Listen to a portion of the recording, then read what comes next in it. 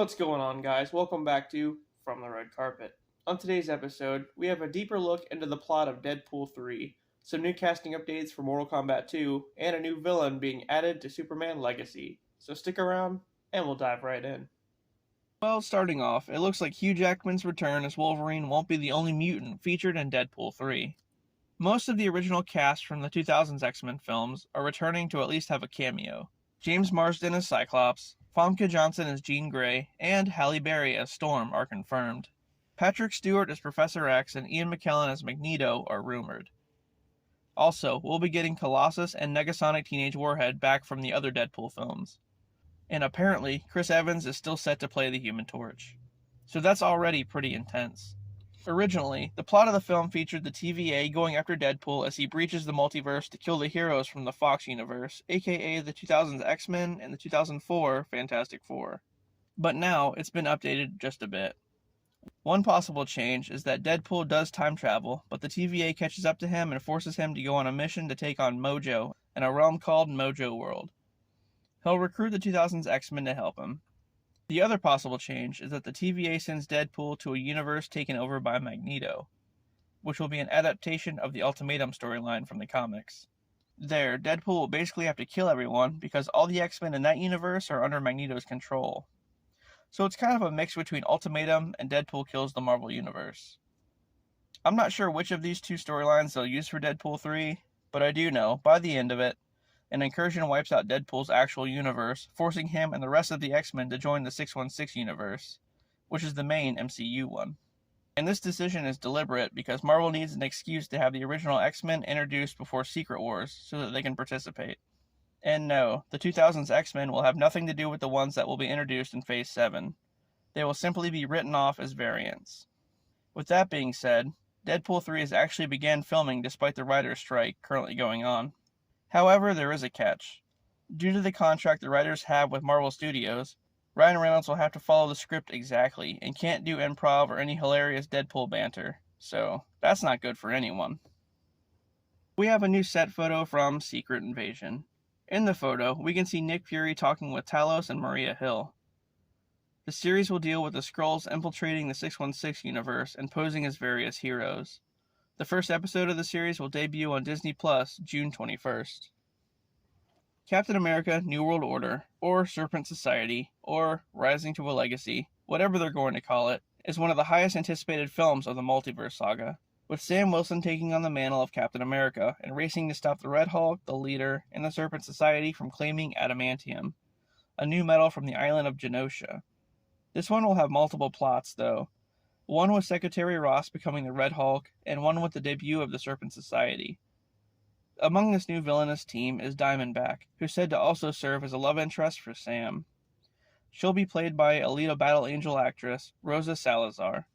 And as I mentioned a while back, Seth Rollins will be in the film as either Cobra or Constrictor. Daredevil Born Again will continue the story of Matt Murdock from the Daredevil series. Charlie Cox will reprise the role of the character, with the Kingpin also returning, and possibly Jessica Jones. Another character just added to the cast is Hunter Doohan, who we all know from the Wednesday series. It hasn't been reported who he'll be playing just yet. The Vision Quest series will have Vision's children in it. And no, it's not Billy and Tommy. Uh-oh, Wanda.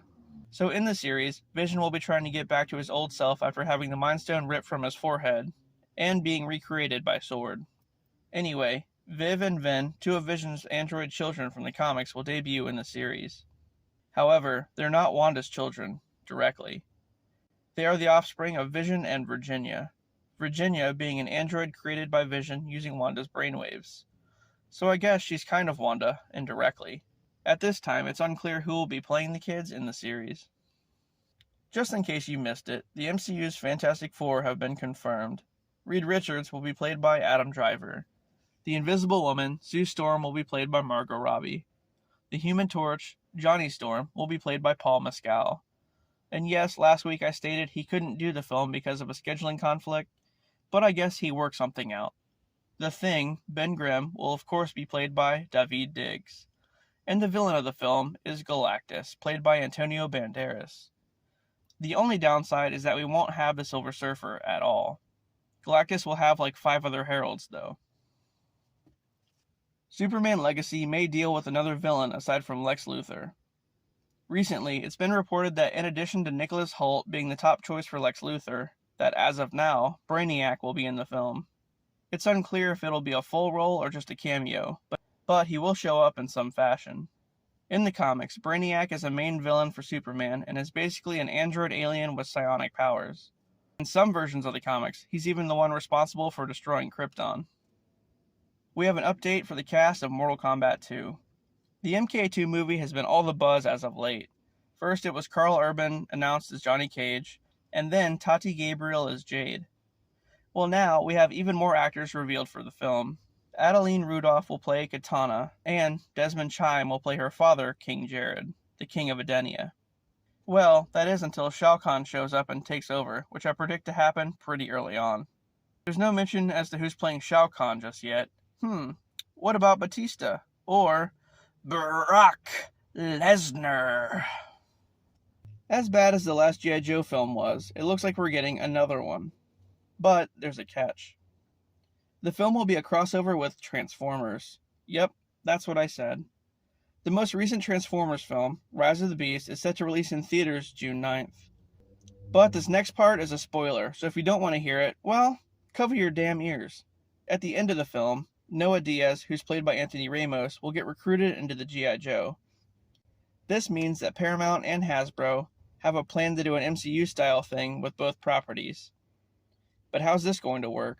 Optimus Prime helping to fight Cobra Commander? The Joes fighting against Megatron? My next question would be, is The Rock going to be part of this? He pushed his way into the franchise's roadblock in the sequel, and I don't want to see that again. So hopefully we'll see new characters or at least get Duke back. Come on. It's speculated that the film could come out sometime in 2026. Well, guys, that does it for this episode of From the Red Carpet. I hope you enjoyed the content, and if you did, please like and subscribe for more. And of course, I'll see you on the next one.